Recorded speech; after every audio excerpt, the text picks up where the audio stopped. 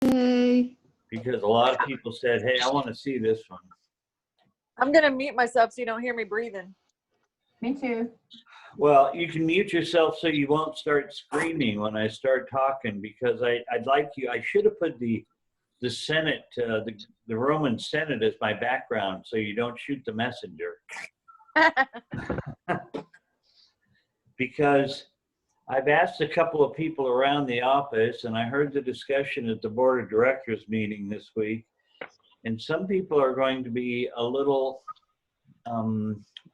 unhappy about the way the rules are written. So don't shoot the messenger on this one, okay? Please. Okay, well tell us who wrote the rules, and then maybe we can aim at them. Okay. The National Association of Realtors puts together a set of rules that we can choose from to make MLS policy. How's that? There you go. So I've started recording. I'm going to attempt to share my screen if I can get it to work the way I want it to. Let's see, from the beginning, there we go. Share this. I want that.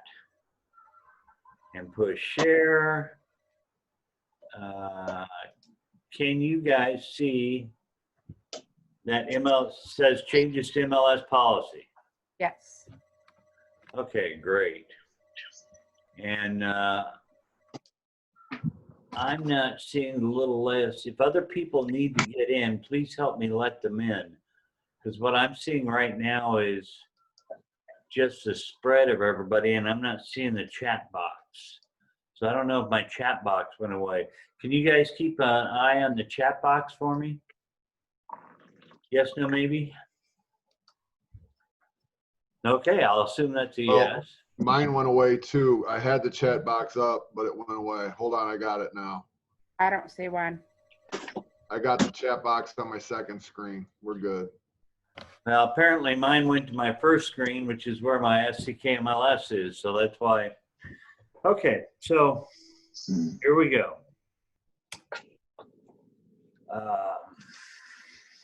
You guys know that the rules come out that tell us how and when we got to put stuff in the MLS. And I'm going to preface this by saying at the end of this presentation, I'm going to tell you a story that is completely non-related to anything we talk about today.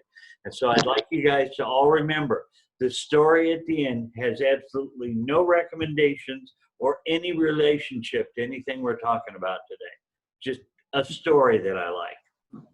So there are a lot of people out there who break the rules, and they break them for their own profit. They break them by not cooperating and compensating other agents fairly, and especially when we're a very high sellers market, like we are now, like they experience in California and so on. The MLS and the National Association of Realtors tries to come up with a set of rules that says, hey, let's try to force these guys to do it more fairly. So Greg's brain goes to, we have to maintain the spirit of the law, and you guys all do it correctly. You put something on the market, you let other people show it, and so on. So as long as we obey the spirit of the law, it's very hard to write a letter of the law that gets done exactly. So the rules and regulations, let's see, two people are trying to be let in. There we go. And now Joel's showing up. There we go. So I'm letting people in. So the rules of the MLS say, this is the way they're written out. And to get in on the rule that we're specifically looking at, Rule 2.1.1 is one of the three rules we're going to discuss. Sorry, did somebody say something? Nope, okay. And Rule 2.1.1, you can all read, shall accept all exclusive right to sell listings, exclusive agency, and other forms of agreement which make it possible for the listing participant, that would be me and all the agents in the company, to offer compensation to other participants for the types of real estate properties and so on and so forth.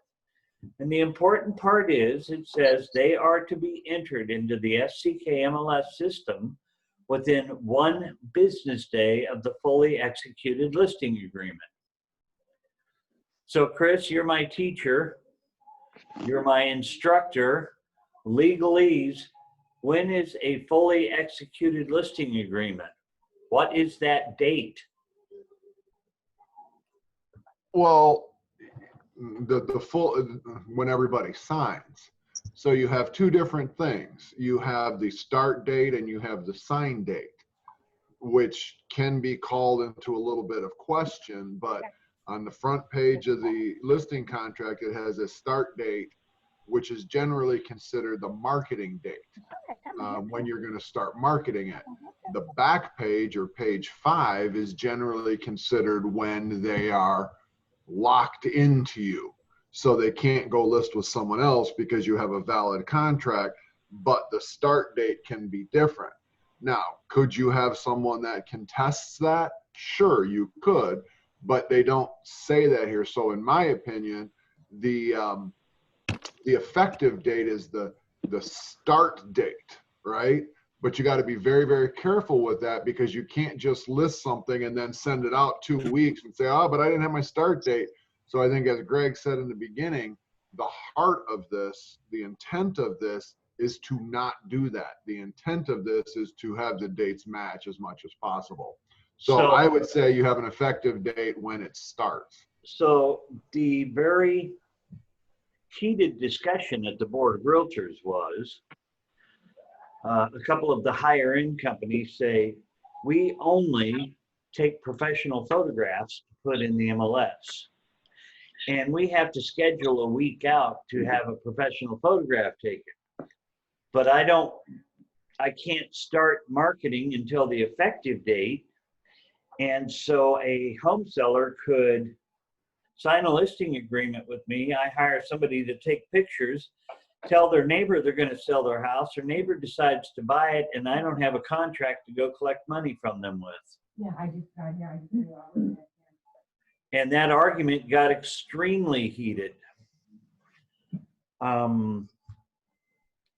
me go on to one more rule, or the other 2 rules that we want to discuss about, but Chris got the crux of it right there. The second rule that was written was the clear cooperation. And basically it says the same thing, except it says the marketing of the property. So as Chris said in the beginning, there's 2 dates that are written, and we have 2 different rules. One that you have to have it in within 1 day of marketing to the public, and one that says the effective date. So what all of those people up there are saying, and what the powers that be say, well, you can't put a marketing date in there. It's got to be the way it's written. You know, it's the effective date of the contract, which would be the date that everybody signs it. So what they say is these rules have created a whole bunch of rule breakers. Now let me give you the, oh, we got one more person waiting to get in. Let me give you the next rule, which is the workaround.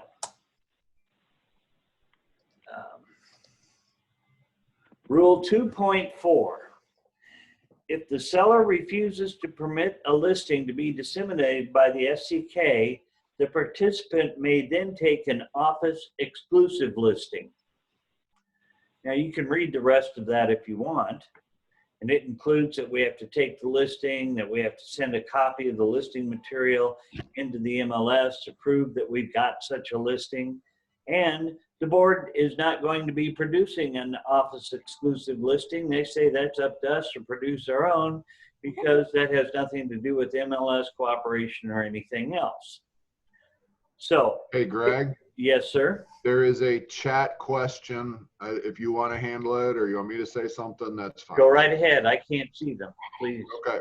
So Marie asked, what if you write in miscellaneous not to market until another date? That falls into exactly what Greg is saying right now. They're not allowing that anymore. They're taking that power away from us and the seller.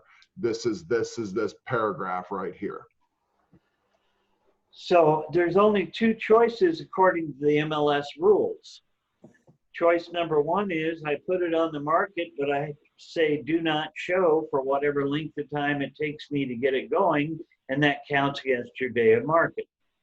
The other choice, according to the MLS, is that you can write a separate office exclusive listing agreement and tell the office about it, and we can sell it and we can show it, but it doesn't go in the MLS. And you just can't write in the listing agreement, I don't want this to go in. Now, that seems very foreign to most of us. I'm going to say two things about that. You have to remember, back when the MLS first started, there was no cooperation, there was no compensation. And before the internet and all the other marketing things came out, it was exclusively, I've got a listing and I'm going to let other people show it and pay them to show it. If they didn't do that, that's where the rule comes in that they cannot have the exclusivity of why it's in there. Marie Seguda just asked, hey, I got my chat up, that Marie Seguda just asked, well, what if we already have one in there? Can we go back and fix it? This rule started the 1st of May, but they aren't going to find anybody until July 1st. Now then, let me tell you my completely unassociated, unrelated story that has nothing to do with the MLS. Can you guys see this map? Yeah. Yes. There's a stretch of highway called Highway 10 in Colorado between La Junta and Walsenburg. And actually, my wife was born in La Junta in an asylum. We think that's funny that she was born in La Junta in an asylum. And as you can see, Highway 10 is pretty straight. And we used to go to Durango on Highway 10 all the time. That's a picture of Highway 10. Did you know that you can go down that road for 10 minutes and not see another vehicle? You can see animals so far ahead, you know what's coming miles and miles away. And the speed limit's 60.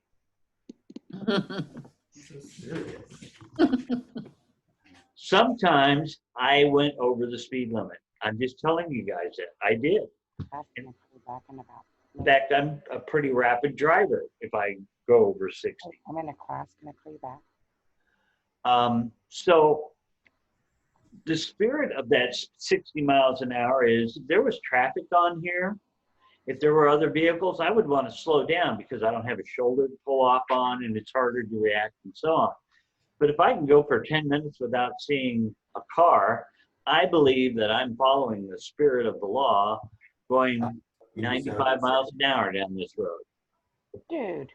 I'm just kind of pointing that out. It has nothing to do with what we're talking about. But I also know that if I get caught going 95 miles per hour on this road, I'm going to get a ticket. And tickets can be expensive, right? You all agree with that? So I'm willing to take the risk to go 95 and hope I don't get a ticket. Now that story has nothing to do with what we're talking about. Let's talk about what the automatic fines are if you break this rule from the MLS.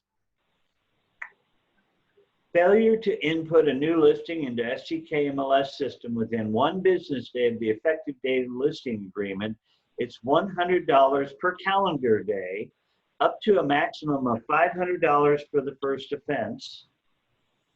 If you have subsequent offenses, it can be $100 a day up to $1,000 a day.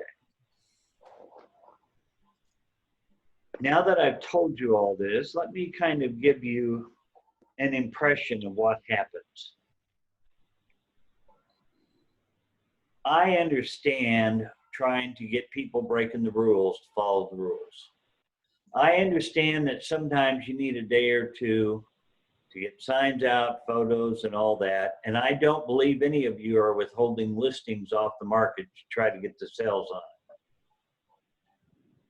But if another real estate agent breaks the rules, they would have to call the MLS, and the MLS would have to call us and they would ask us for a copy of our listing agreement to prove that we've broken the rules.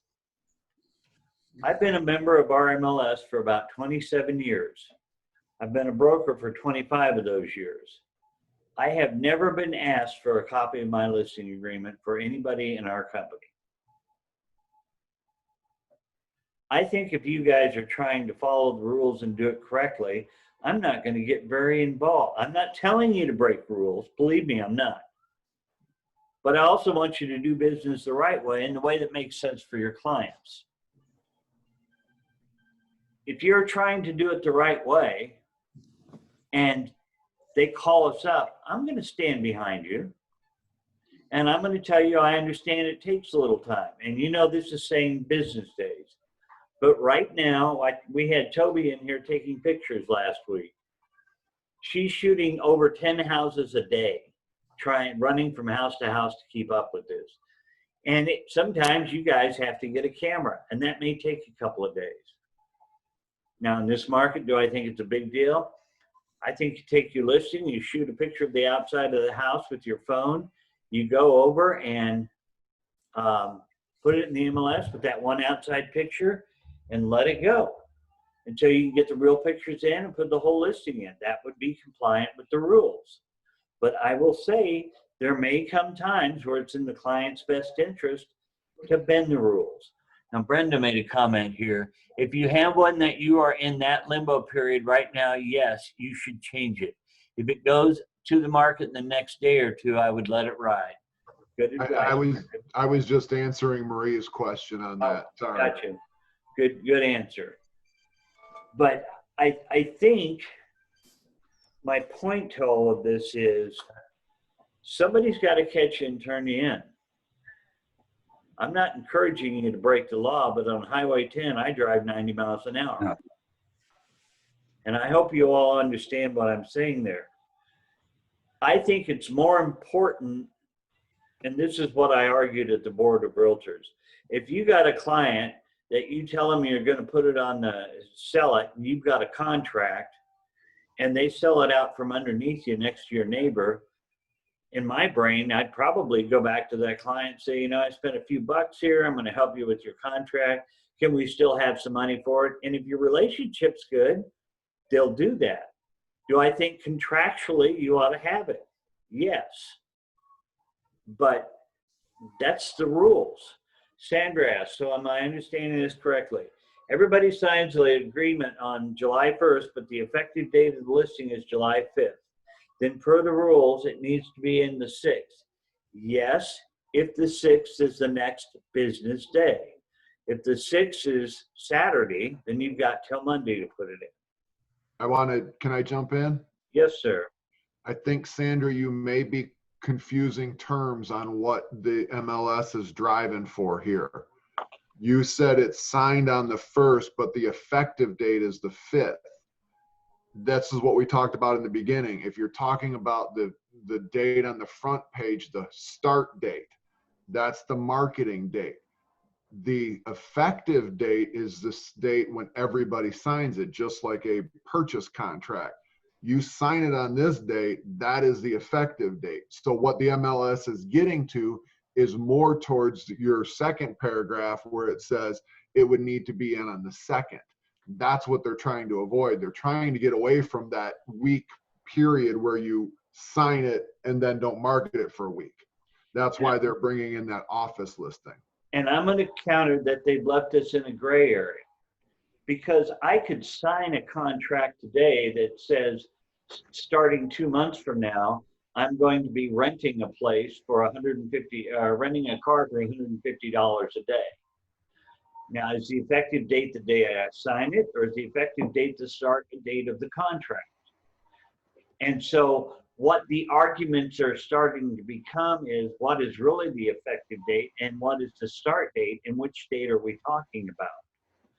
And they believe that by putting the effective date defined the way they have on the front of the contract, that what we interpret as the marketing date can leave you in a limbo if they sell the house out from underneath you. So I'm going to go back to my original statement. We've been doing it the right way. keep doing it the right way. Come as close as you can to obeying the rules. Come as close as you can to doing it the right, understand the rules, but understand your risk too. And if you want to put it in the MLS with a picture of the outside and do everything else, great. So that's my 2 bits on all of that. And let me put my last picture up. This is what we don't want. Because that could have been me, you know. Okay, I'm going to stop sharing my screen now. Well, maybe I'm going to stop sharing my screen. Where did that little doohickey go? Okay. What do you see now? Do you see me? Yep. Open discussion, guys. Comments, thoughts?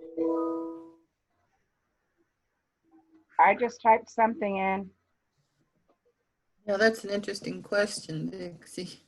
I have a listing coming up that has 5 sellers that are spread all over the country, and some aren't talking, and it's a real messy deal. I put it in a sign already trying to get it. This could get drawn out. If each one of them is an owner, you don't have an effective listing date till each one of them signs. So the last date. The last date. Okay. Okay, can I ask a question here? Please. Okay, I wasn't sure if you could hear me or not. I've always approached a seller with the idea that we don't have a second opportunity at a first impression, and therefore we need to make sure that it's staged, it's photographed professionally, blah, blah, blah, which could take time.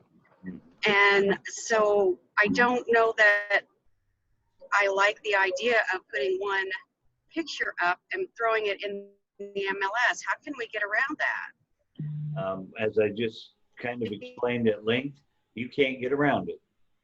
You could do an office exclusive listing, which we would have to have an attorney draw up for us, or at least make us a blank that we could use.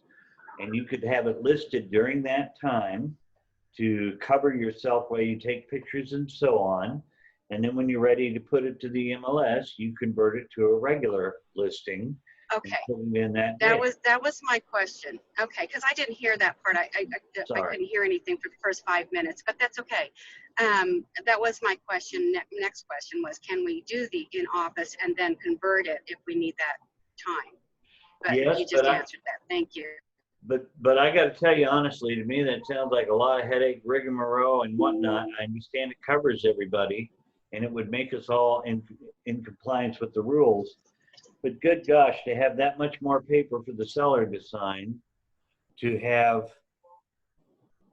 that kind of lack of faith, if you will, with the seller so that you can afford to take pictures. There's nothing that says you can't go have pictures taken without a listing agreement. But you are exposing yourself to the potential of losing the listing. Well, I can see why it got heated. Yeah, I know. I get it. Post date it. Have it dated out. Do pictures. But if you have it dated out, do you have anything to go collect money from if they sell it from out from underneath you? If they sell it up from underneath me, then it's not even worth having. So who cares? Well, that's kind of my thought too, Marie.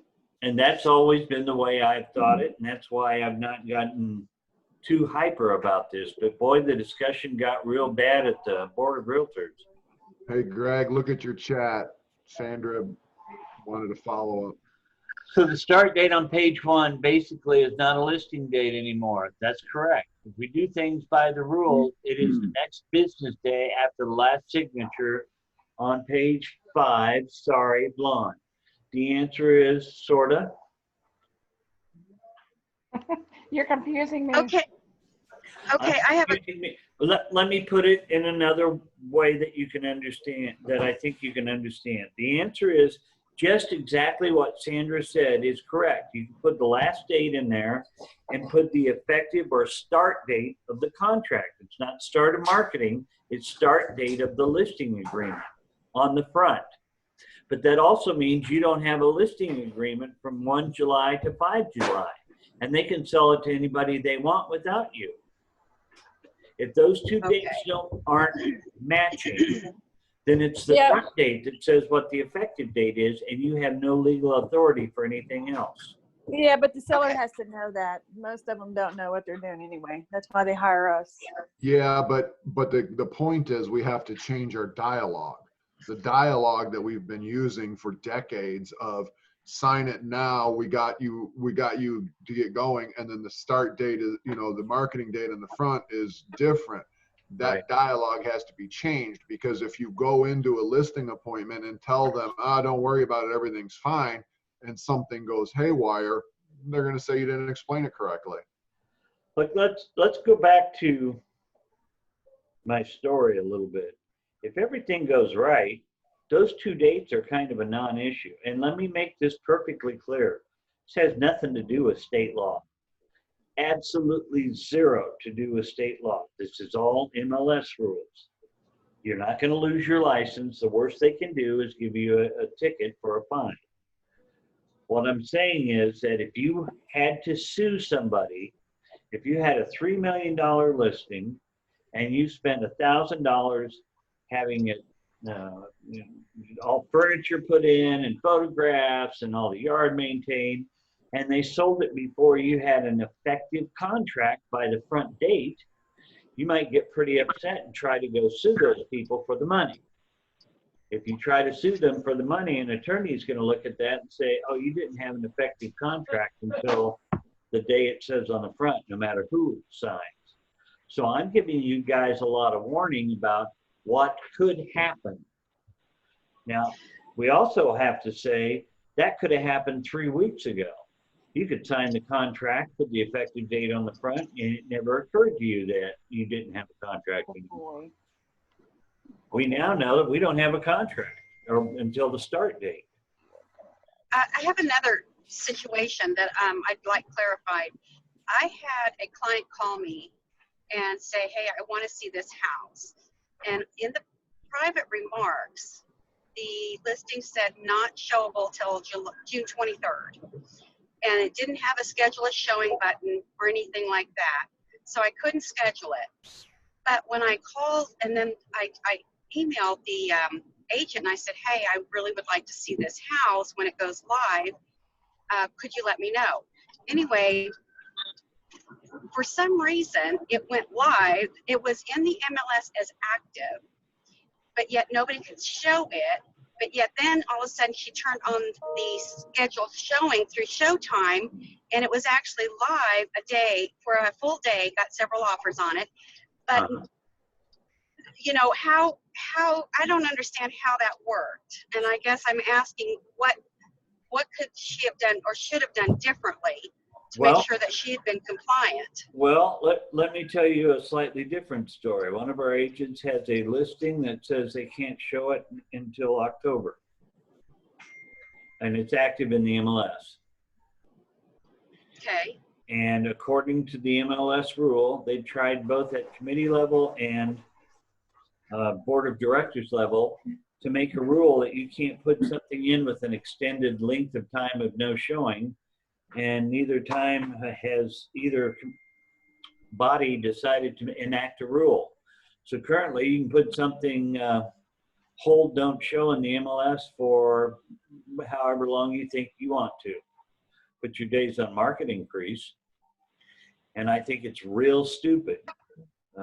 We had a client that complained horribly because another agent had done that, and they thought we weren't doing our job. Not only were we doing our job, we were going above and beyond. This agent performed extraordinarily, and yet this particular property don't show until November or October, and the buyer was just What's the decided. purpose of that? What? What would be the purpose of having something active in the MLS, but yet not allow showings for an extended time? Well, in this particular case, they had renters on one or both sides of the property. So an investor could buy it and take over the rent without having any idea what the condition of the property is. I think that would be silly and stupid. And it certainly wouldn't be anything I would do, but they did it. So how is that different from a coming soon? I mean, I guess this Isn't one, that a the darn situation good I was question? talking. And it coming soon is limited to 1 week. And isn't that a very good question? Again, we're putting all these rules in to try to keep people doing it the right way. And technically, if they put hold don't show on the MLS, they can't show it to anybody.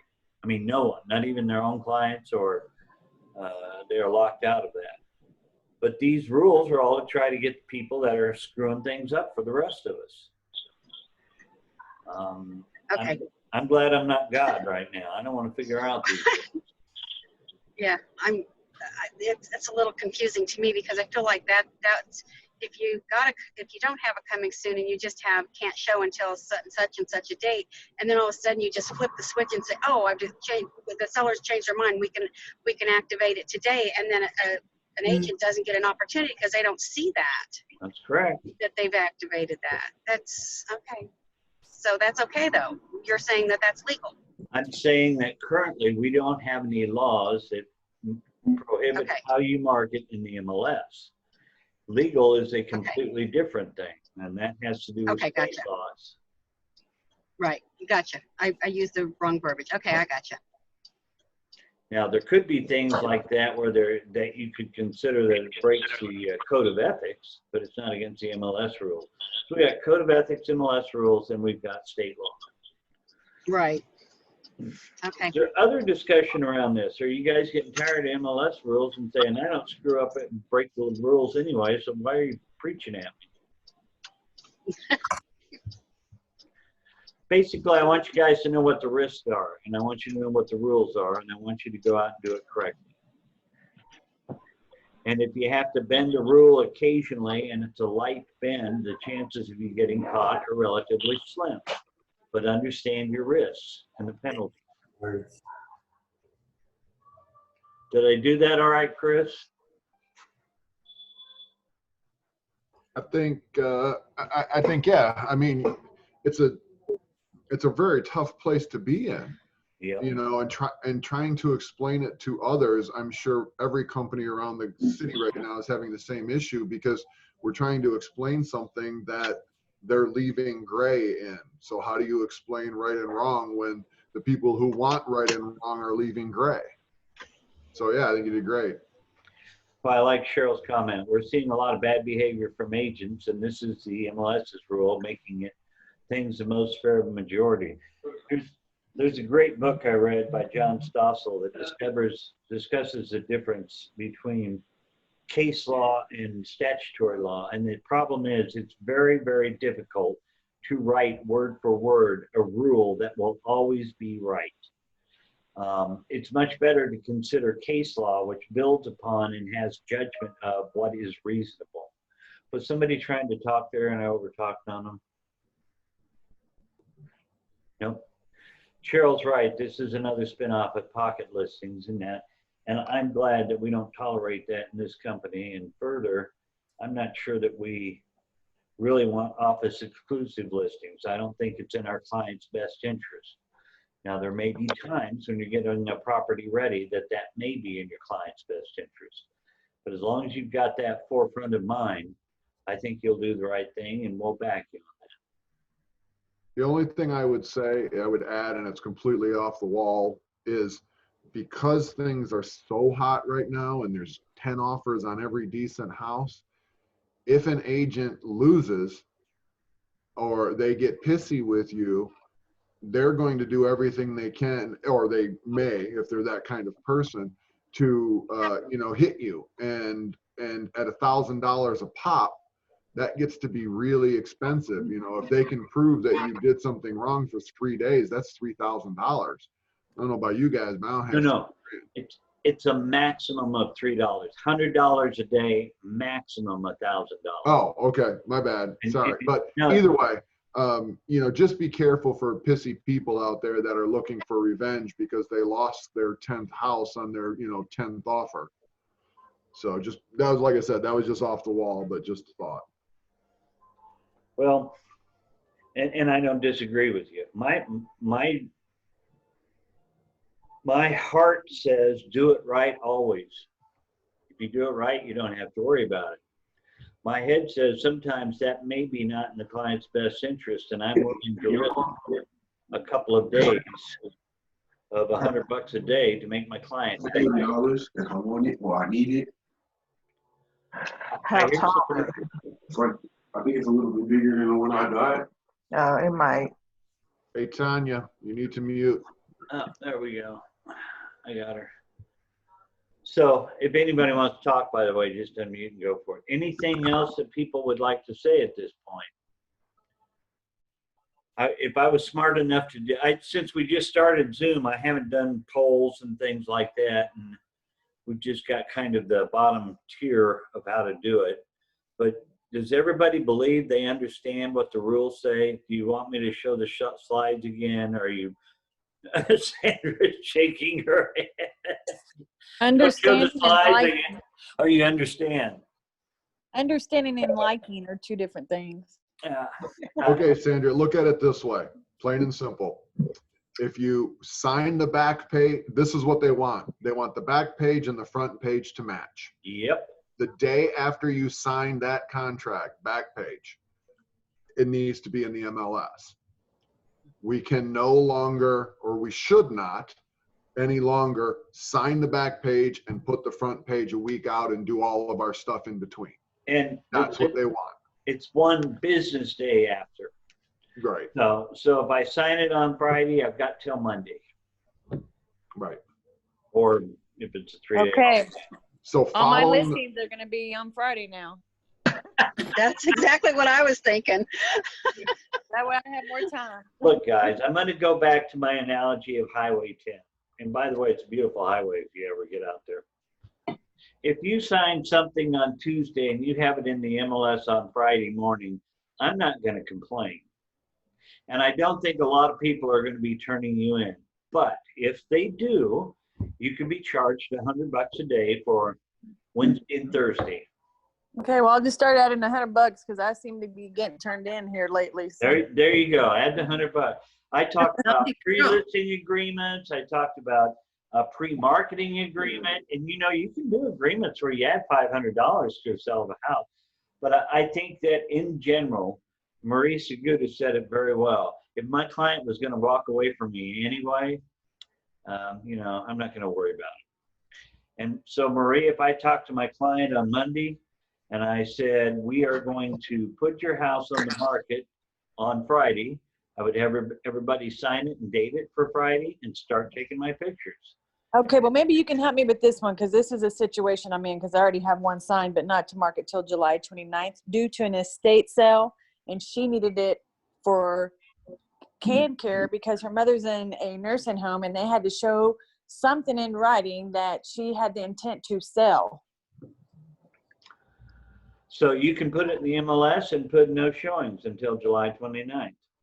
That's not going to be good Holy for her. shit. Or we could That's write not it, good. we can get an office exclusive listing that says we've got the listing, and if you sell it between now and then, we have to do one A, B, C, D, and give us so much money. Those are Okay. really our two legal choices according to the MLS. So do you have that? Do you have that one ready? Because that's probably what I need to do for this one. Because Nope, I've got to get Frank to draw it up for me. okay, sounds like a good idea then. So it'll probably be about a week before I do. Because Okay, so I've got to get it, I've got to present it, I got to get a lawyer to review it. so this is my question: the one that she already has and has sent to the state. What do I do about it? Let's talk about it in private. Okie dokie. Should I just give you $100 and take my chances? No, I may be advising you that maybe sometimes the I'll drive down Highway 10. MLS rules Right, $100. are not in the best interest of your client. Oh, Dixie, you said you can't hear, Dixie. Can you still not hear? I don't know. Okay. I just saw text messages pop up. I've been trying to not do that. Are you going to be at the East office, Greg? I'll be here till about 1. Okay, well, I'll miss you. Okay, I'll see you tomorrow then. Okay. Okay. Or you can call me, on the phone, you know. Okay, I'll call you on the phone. All right, let's see. Are we still recording? I'm going to stop